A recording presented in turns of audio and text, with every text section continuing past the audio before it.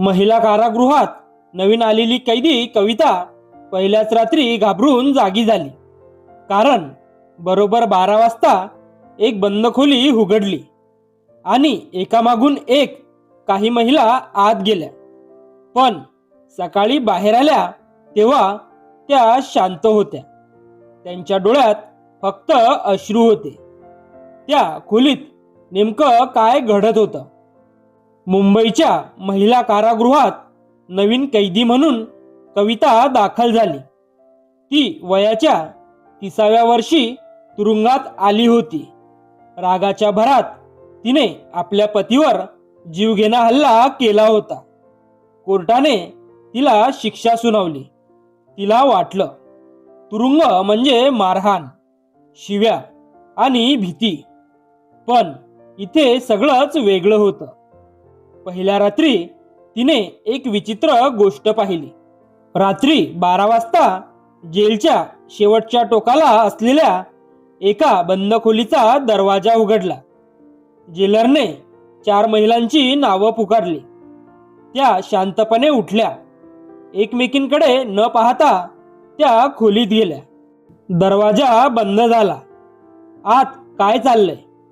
काहीच आवाज नव्हता. सकाळी त्या बाहेर आल्या.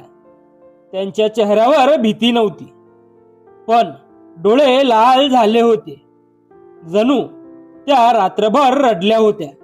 कविताने एका कैदीला विचारलं त्या खोलीत काय होतं. ती फक्त एवढंच म्हणाली, तुझी पाळी आली की कळेल. हे ऐकून कविताच्या अंगावर काटा आला. दिवस जात होते, पण रोज रात्री तीच वेळ, तोच दरवाजा आणि काही महिला आत. सकाळी बाहेर शांत, पण डोळ्यात अश्रू.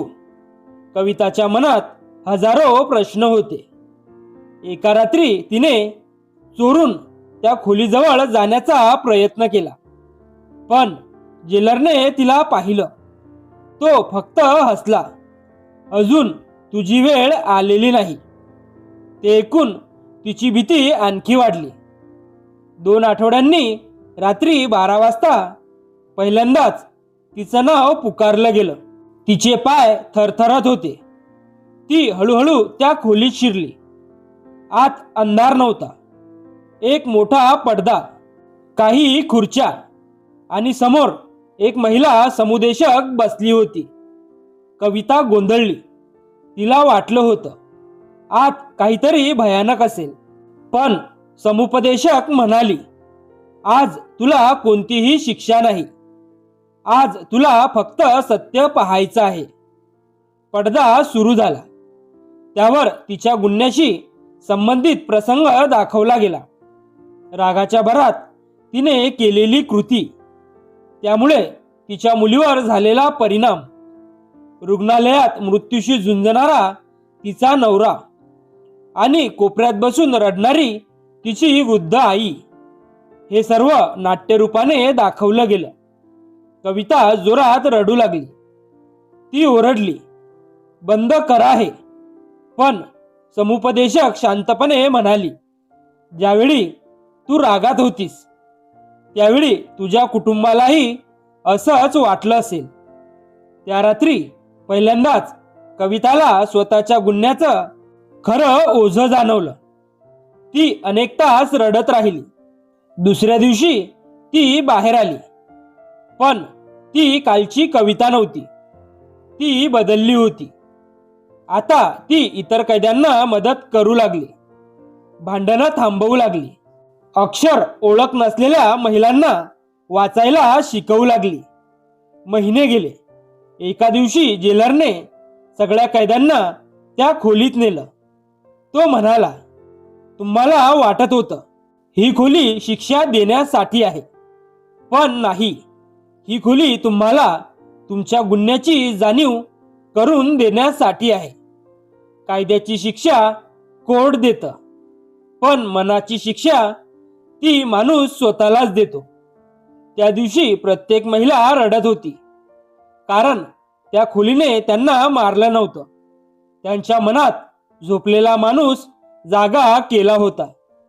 काही महिन्यांनी कविता शिक्षेनंतर बाहेर आली. सर्वांना वाटलं ती पुन्हा जुन्या आयुष्यात जाईल, पण तिने वेगळाच निर्णय घेतला. तिने गुन्हेगार महिलांच्या मुलासाठी एक छोटं शिक्षण केंद्र सुरू केलं. ती म्हणायची, आईची चूक मुलांनी का भोगावी. काही वर्षानंतर जेलर निवृत्त झाला. त्याने शेवटच्या दिवशी ती बंद खोली कायमची बंद केली. लोकांनी विचारलं, ही खोली आता का बंद केली. जेलर हसत म्हणाला, खोली बंद झाली आहे, पण तिने बदललेली माणसं आजही समाजात चांगुलपणा पसरवत आहेत. प्रत्येक गुन्हेगार जन्मतः वाईट नसतो. अनेकदा एक चुकीचा निर्णय आयुष्य बदलून टाकतो. खरी शिक्षा तुरुंगाची नसते, तर स्वतःच्या चुकीची जाणीव होणं हीच सर्वात मोठी शिक्षा असते. जर ही कथा तुमच्या मनाला स्पर्श करून गेली असेल तर एक हार्ट नक्की द्या. तुमचं एक लाईक आणि शेअर ही कथा आणखी लोकांपर्यंत पोहोचवू शकतं.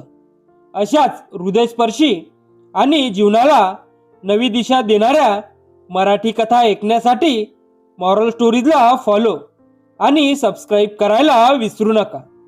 पुन्हा भेटू एका नव्या कथेसोबत. तोपर्यंत धन्यवाद.